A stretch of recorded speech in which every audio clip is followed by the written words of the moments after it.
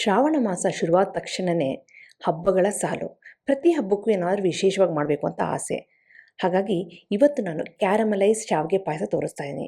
ಯಾವಾಗಲೂ ಪ್ಲೇನ್ ಪಾಯಸ ತಿಂದು ಬೇಜಾರಾಗಿದ್ದರೆ ಇದೊಂದು ವಿಭಿನ್ನವಾದಂಥ ಆಪ್ಷನ್ನು. ನಾನು ಆಶಾ, ನಿಮಗೆಲ್ಲರಿಗೂ ಅಡುಗೆ ಸಾಧನೆಗೆ ಸ್ವಾಗತ. ಕ್ಯಾರಮಲೈಸ್ ಶಾವಿಗೆ ಪಾಯಸ ಅಂದ ತಕ್ಷಣ ಏನಾದರೂ ಬೇರೆ ಸಾಮಗ್ರಿಗಳು ಬೇಕಾ ಅಂತಂದರೆ ಏನಿಲ್ಲ, ಮನೆಯಲ್ಲಿ ಮಾಮೂಲಿ ಶಾವಿಗೆ ಪಾಯಸ ಹಾಕೋ ಸಾಮಗ್ರಿಗಳನ್ನೇ ಅದನ್ನು ಸ್ವಲ್ಪ ವಿಭಿನ್ನವಾಗಿ ಮಾಡ್ತೀವಿ. ಮೊದಲು ಇಲ್ಲಿ ಒಂದು ಪಾತ್ರೆಗೆ, ದಪ್ಪ ತಳದ ಪಾತ್ರೆಗೆ 1 ಟೇಬಲ್ ಸ್ಪೂನಷ್ಟು ತುಪ್ಪ ಹಾಕ್ಕೊಂಡು ಸ್ವಲ್ಪ ಡ್ರೈ ಫ್ರೂಟ್ಸನ್ನಲ್ಲಿ ಹುರ್ಕೊಳ್ತಾ ಇದ್ದೀನಿ. ಸ್ವಲ್ಪ ಬಾದಾಮಿ, ಒಂದು 3 ಟೇಬಲ್ ಸ್ಪೂನಷ್ಟು ಬಾದಾಮಿ, ಹಾಗೆಯೇ 3 ಟೇಬಲ್ ಸ್ಪೂನಷ್ಟು ಕಾಜುನ ಇಲ್ಲಿ ಹಾಕ್ಕೊಂಡು ಚೆನ್ನಾಗಿ ಹುರ್ಕೊಳ್ತಾ ಇದ್ದೀನಿ. ಈ ಗೋಡಂಬಿ ಬಾದಾಮಿ ಎಲ್ಲ ಸ್ವಲ್ಪ ಆಗಿದೆ ಅಂದಾಗ ನೆಕ್ಸ್ಟ್ ಇದಕ್ಕೆ ನಾವು ಒಣ ದ್ರಾಕ್ಷಿನ ಹಾಕ್ಕೊಂಡು ಹುರ್ಕೋಬೇಕಾಗುತ್ತೆ. ಎರಡನ್ನೂ ಒಟ್ಟಿಗೆ ಸೇರಿಸ್ಬಿಟ್ರೆ ಒಣ ದ್ರಾಕ್ಷಿ ಸೀದು ಹೋಗ್ಬಿಡುತ್ತೆ. ಹಾಗಾಗಿ ಮೊದಲು ಗೋಡಂಬಿ ಬಾದಾಮಿ 2 ಹುರಿದಾಗಿದೆ, ಸ್ವಲ್ಪ ಮುಕ್ಕಾಲು ಆಗಿದೆ ಅಂದಾಗ ಒಣ ದ್ರಾಕ್ಷಿನ ಹಾಕ್ಕೊಂಡು ಹುರ್ಕೊಳ್ಳಿ. ಆಗ ಲಾಸ್ಟಿಗೆ ಎಲ್ಲ ಕರೆಕ್ಟಾಗಿ ರೆಡಿ ಆಗುತ್ತೆ. ಈಗ ಈ ಒಣ ದ್ರಾಕ್ಷಿ, ಗೋಡಂಬಿ, ಬಾದಾಮಿ ಎಲ್ಲ ಹುರಿದು ರೆಡಿಯಾಗಿದೆ, ಸೈಡಿಗೆ ತೆಗೆದಿಟ್ಕೊಳ್ತಾ ಇದ್ದೀನಿ. ನೆಕ್ಸ್ಟು ಅದೇ ತುಪ್ಪದಲ್ಲಿ ನಾವು ಶಾವಿಗೆನ ಹಾಕೋಬೇಕಾಗುತ್ತೆ. ಶಾವಿಗೆನಲ್ಲಿ ನಮಗೆ 2 ವಿಧವಾಗಿ ಸಿಗುತ್ತೆ. ಒಂದು ಮಾಮೂಲಿ MTR ಶಾವಿಗೆ ಆ ಥರ ಬರುತ್ತೆ ನೋಡಿ, ಅದು. ಇನ್ನೊಂದು ಈ ರೀತಿ ಕಡ್ಡಿ ಶಾವಿಗೆ ಸಿಗುತ್ತೆ. ಕಡ್ಡಿ ಶಾವಿಗೆನಲ್ಲಿ ಒಂದು ಟೆಕ್ಸ್ಚರ್ ಡಿಫ್ರೆಂಟ್ ಇರುತ್ತೆ, ಮಾಮೂಲಿ ಶಾವಿಗೆನಲ್ಲಿ ಒಂದು ಟೆಕ್ಸ್ಚರ್ ಡಿಫ್ರೆಂಟ್ ಇರುತ್ತೆ. ನಿಮಗೆ ಯಾವುದು ಬೇಕೋ ಆ ಶಾವಿಗೆನ ಉಪಯೋಗಿಸ್ಕೊಳ್ಳಿ. ನಾನಿವತ್ತು ಕಡ್ಡಿ ಶಾವಿಗೆನ ಇಲ್ಲಿ ಸೇರಿಸ್ತಾ ಇದ್ದೀನಿ. ಕಡ್ಡಿ ಶಾವಿಗೆ ಅಂದರೆ ಸುಮಾರು ಉದ್ದುವಾಗಿರುತ್ತೆ, ಸ್ವಲ್ಪ ತೆಳ್ಳಗಿರುತ್ತೆ, ಬೇಗ ಸಾಫ್ಟಾಗಿ ಹೋಗ್ಬಿಡುತ್ತೆ ಮಾಮೂಲಿ ಶಾವಿಗೆಗಿಂತ. ಇದು ರೋಸ್ಟೆಡ್ ಶಾವಿಗೆನೇ.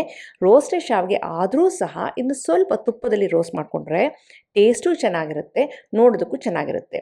ಈ ಕಡ್ಡಿ ಶಾವಿಗೆ ತುಂಬ ಉದ್ದುದ್ದಾಗಿರೋದ್ರಿಂದ ಕೈನಲ್ಲಿ ಸ್ವಲ್ಪ ಹಿಸುಕಿ ಪುಡಿ ಮಾಡ್ಕೊಳ್ತಾ ಇದ್ದೀನಿ. ಹಾಗೆಯೇ ಈಗ ಲೋ ಫ್ಲೇಮಲ್ಲಿ ತುಪ್ಪದಲ್ಲಿ ಹುರ್ಕೊಳ್ತಾ ಇದ್ದೀನಿ.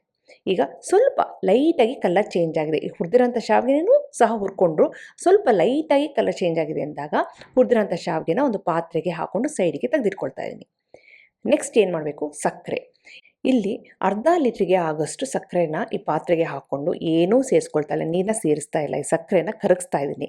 ನೀರನ್ನ ಸೇರಿಸ್ಬಿಟ್ರೆ ಇದು ಬೂರಾ ಸಕ್ಕರೆ ಆಗೋಗ್ಬಿಡುತ್ತೆ. ಒಂದು ತೊಟ್ಟು ಸಹ ನೀರು ಸೇರಿಸಬಾರ್ದು. ಆ ಬಿಸಿನಲ್ಲಿ ಸಕ್ಕರೆ ಜಿನಿಗಿ ಚೆನ್ನಾಗಿ ಕಪ್ಪಾಗಿ ಕ್ಯಾರಮಲೈಸ್ ಆಗೋಗ್ಬಿಡುತ್ತೆ. ಈ ಕ್ಯಾರಮಲೈಸ್ ಆಗಿರೋ ಅಂಥ ಸಕ್ಕರೆನೇ ಒಳ್ಳೆ ಕಲರ್ ಕೊಡುತ್ತೆ, ಹಾಗೆಯೇ ಆ ಫ್ಲೇವರ್ ಸಹ ಕೊಡುತ್ತೆ. ಈಗ ನೋಡಿ ಎಲ್ಲ ಜಿನಿಗಿ ಈ ಲೈಟ್ ಕಲರ್ ಆಗಿದೆ. ಇನ್ನು ಸ್ವಲ್ಪ ಬಿಟ್ಟರೆ ಈ ಥರ ಡಾರ್ಕ್ ಕಲರ್ ಆಗೋಗುತ್ತೆ. ನಿಮ್ಮ ಇಷ್ಟ. ಈ ಲೈಟ್ ಕಲರ್ ಬೇಕು ಅಂದರೆ ಲೈಟಾಗಿ ಇದ್ದಾಗಲೇ ಹಾಲನ್ನ ಸೇರಿಸಿ, ಸ್ವಲ್ಪ ಡಾರ್ಕ್ ಬೇಕು ಅಂದರೆ ಈ ರೀತಿ ಡಾರ್ಕ್ ಆದ ತಕ್ಷಣ ನೀವು ಹಾಲನ್ನ ಸೇರಿಸಬೇಕಾಗುತ್ತೆ. ಇನ್ನೂ ನೀವು ಸೇರಿಸಿಲ್ಲ ಹಾಲನ್ನ ಅಂದರೆ ಇದು ಗಟ್ಟಿ ಆಗ್ತಾ ಹೋಗುತ್ತೆ. ಹಾಗಾಗಿ ಇದು ಮ್ಯಾಕ್ಸಿಮಮ್ ಟೈಮು ಈಗ ಹಾಲನ್ನ ಸೇರಿಸಬೇಕು. ಇದು ತುಂಬ ಬಿಸಿ ಇರೋದ್ರಿಂದ ಹಾಲನ್ನ ಸೇರಿಸ್ಬೇಕಾದ್ರೆ ನೋಡಿಕೊಂಡು ಹಾಕ್ಕೊಳ್ಳಿ. ಕೈಗೆ ಸಿಡೀತು ಅಂತಂದರೆ ಒಳ್ಳೆ ಸುಟ್ಟು ಗಾಯ ಆಗುತ್ತೆ. ಹಾಗಾಗಿ ಎಚ್ಚರವಾಗಿರಿ, ಸ್ವಲ್ಪ ದೂರದಲ್ಲಿ ನಿಂತ್ಕೊಂಡು ಹಾಲನ್ನ ಸೇರಿಸಿ. ಯಾಕೆಂದರೆ ಕ್ಯಾರಮಲೈಸ್ಡ್ ಆಗಿರೋದ್ರಿಂದ ತುಂಬ ಬಿಸಿಯಾಗಿರುತ್ತೆ. ಈಗ ಹಾಲನ್ನ ಹಾಕಿ ಚೆನ್ನಾಗಿ ಮಿಕ್ಸ್ ಮಾಡ್ತಾ ಇದ್ದೀನಿ. ಫ್ಲೇಮ್ ಲೋನಲ್ಲೇ ಇದೆ, ಪಾಯಸ ಮಾಡಬೇಕಾದ್ರೆ ಲೋನಲ್ಲೇ ಇದೆ. ಈಗ ಕ್ಯಾರಮಲೈಸ್ಡ್ ಆಗಿರೋಂಥ ಸಕ್ಕರೆ ಹಾಗೆ ಹಾಲು ಎರಡೂ ಸೇರಿ ಕುದೀತಾ ಇದೆ. ಈ ಹಂತದಲ್ಲಿ ಒಂದು ಆಪ್ಷನ್ ಏನು ಅಂತಂದರೆ ಸ್ವಲ್ಪ ಮಿಲ್ಕ್ ಮೇಡನ್ನ ಸೇರಿಸ್ಬೋದು. ಸ್ವಲ್ಪ ಥಿಕ್ನೆಸ್ ಹಾಗೆ ರಿಚ್ನೆಸ್ ಕೊಡುತ್ತೆ ಅಂತ ಆಪ್ಷನ್ನು. ಬೇಕು ಅಂದರೆ ಸೇರಿಸಿ, ಬೇಡ ಅಂದರೆ ಆರಾಮಾಗಿ ಸ್ಕಿಪ್ ಮಾಡ್ಬೋದು. ಈಗ ಎಲ್ಲ ಚೆನ್ನಾಗಿ ಕುದೀತಿದೆ. ಲಾಸ್ಟಿಗೆ ಹುರಿದಿರೋಂಥ ಶಾವಿಗೆನ ಸೇರಿಸ್ತಾ ಇದ್ದೀನಿ. ಈ ಕಡ್ಡಿ ಶಾವಿಗೆ ಆಗಿರೋದ್ರಿಂದ ಬೇಗ ಅಂದರೆ ಬೇಗ ಬೆಂದ್ಬಿಡುತ್ತೆ. ಒಂದು 2 ರಿಂದ 3 ನಿಮಿಷದಲ್ಲಿ ಸಾಫ್ಟಾಗಿ ಹೋಗ್ಬಿಡುತ್ತೆ. ಹಾಗೆಯೇ ನಾವು ತುಪ್ಪದಲ್ಲಿ ಹುರಿದಿರೋದ್ರಿಂದ ಇನ್ನೂ ಬೇಗ ಸಾಫ್ಟಾಗಿ ಹೋಗ್ಬಿಡುತ್ತೆ. ಶಾವಿಗೆ ಹಾಕಿದ ಮೇಲೆ ಸ್ವಲ್ಪ ಏಲಕ್ಕಿ ಪುಡಿನ ಸೇರಿಸ್ತಾ ಇದ್ದೀನಿ. ಆ ಲಾಸ್ಟಿಗೆ ನಾನು ಹುರಿದಿರೋ ಅಂಥ ಈ ಡ್ರೈ ಫ್ರೂಟ್ಸ್ನ ಇಲ್ಲಿ ಸೇರಿಸ್ತಾ ಇದ್ದೀನಿ. ಎಲ್ಲ ಮಿಕ್ಸ್ ಮಾಡೋ ಹೊತ್ತಿಗೆ ಶಾವಿಗೆನೂ ಸಹ ಪರ್ಫೆಕ್ಟಾಗಿ ಬೆಂದ್ಬಿಡುತ್ತೆ. ಸಕ್ಕರೆ ಸ್ವಲ್ಪ ಕಮ್ಮಿ ಇದೆ ಅಂತ ಪ್ರಾಬ್ಲಮ್ ಏನಿಲ್ಲ, ಡೈರೆಕ್ಟಾಗಿ ಸಕ್ಕರೆ ಸೇರಿಸ್ಬೋದು. ನಾನು ಮಿಲ್ಕ್ ಮೇಡ್ ಸೇರಿಸೋದ್ರಿಂದ ಸಕ್ಕರೆ ಸ್ವಲ್ಪ ಬ್ಯಾಲೆನ್ಸ್ ಆಗಿದೆ, ನೋಡಿಕೊಂಡು ನೀವು ಅಡ್ಜಸ್ಟ್ ಮಾಡ್ಕೋಬೋದು. ಸಿಂಪಲ್ಲಾಗಿ ಮಾಡೋ ಅಂಥ ಬಿಳಿ ಶಾವಿಗೆ ಪಾಯಸನ ಈ ರೀತಿ ಕ್ಯಾರಮಲೈಸ್ ಶಾವಿಗೆ ಪಾಯಸ ಮಾಡಿ, ನೋಡೋಕ್ಕೂ ಡಿಫ್ರೆಂಟ್ ಆಗಿರುತ್ತೆ, ಟೇಸ್ಟು ವಿಭಿನ್ನವಾಗಿರುತ್ತೆ, ಮಕ್ಕಳು ಇಷ್ಟಪಟ್ಟು ತಿಂತಾರೆ. ಈಗ ನೋಡಿದರೆ ಈ ಕ್ಯಾರಮಲೈಸ್ ಶಾವಿಗೆ ಪಾಯಸ ರೆಡಿಯಾಗಿದೆ. ಸ್ವಲ್ಪ ತೆಳ್ಳಗೆ ಕಾಣುತ್ತಲ್ವಾ, ಇದನ್ನು ಆರಕ್ಕೆ ಬಿಟ್ಟರೆ ಇನ್ನೂ ಗಟ್ಟಿ ಆಗ್ತಾ ಹೋಗುತ್ತೆ. ಹಾಗಾಗಿ ತೆಳ್ಳಗಿದೆ ಅಂತ ಅಂದ್ಬಿಟ್ಟು ನೀವು ಇನ್ನೂ ಜಾಸ್ತಿ ಕುದಿಸ್ಬಿಟ್ರೆ ಆರಿದ ಮೇಲೆ ಇನ್ನೂ ಗಟ್ಟಿಯಾಗುತ್ತೆ. ಹಾಗಾಗಿ ಈ ಕನ್ಸಿಸ್ಟೆನ್ಸಿಲಿ ಇರಬೇಕಾದ್ರೆ ಸ್ಟವ್ನ ಆಫ್ ಮಾಡಿ ಒಂದು ಅರ್ಧ ಗಂಟೆ ಆದಮೇಲೆ ಈ ಥರ ಶಾವಿಗೆ ಪಾಯಸ ಪರ್ಫೆಕ್ಟ್ ಕನ್ಸಿಸ್ಟೆನ್ಸಿಲಿ ರೆಡಿ ಆಗುತ್ತೆ. ನಿಮಗೆಲ್ಲ ಈ ಶಾವಿಗೆ ಪಾಯಸದ ರೆಸಿಪಿ ಇಷ್ಟ ಆಗಿದೆ ಅಂತ ಅಂದ್ಕೊಂಡಿದ್ದೀನಿ. ಖಂಡಿತವಾಗ್ಲೂ ಟ್ರೈ ಮಾಡಿ ಹೇಗೆ ಬಂತು ಅಂತ ನಾನು ಕಮೆಂಟ್ ಸೆಕ್ಷನ್ ದಯವಿಟ್ಟು ತಿಳಿಸಿ.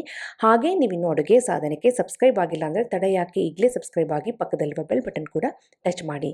ನಿಮಗೆ ವಿಡಿಯೋ ಇಷ್ಟ ಆಯಿತು ಅಂದರೆ ಲೈಕ್ ಬಟನ್ನ ಕ್ಲಿಕ್ ಮಾಡಿ, ಫ್ರೆಂಡ್ಸ್ ಆ್ಯಂಡ್ ಫ್ಯಾಮಿಲಿ ಜೊತೆ ಶೇರ್ ಮಾಡಿ, ವಾಟ್ಸಪ್ಪಲ್ಲಿ ಶೇರ್ ಮಾಡಿ. ಮತ್ತೊಂದು ಇಂಟ್ರೆಸ್ಟಿಂಗ್ ರೆಸಿಪಿಯೊಂದಿಗೆ ಭೇಟಿ ಆಗ್ತೇನೆ. ಅಲ್ಲಿವರೆಗೆ thank you, bye bye, see you.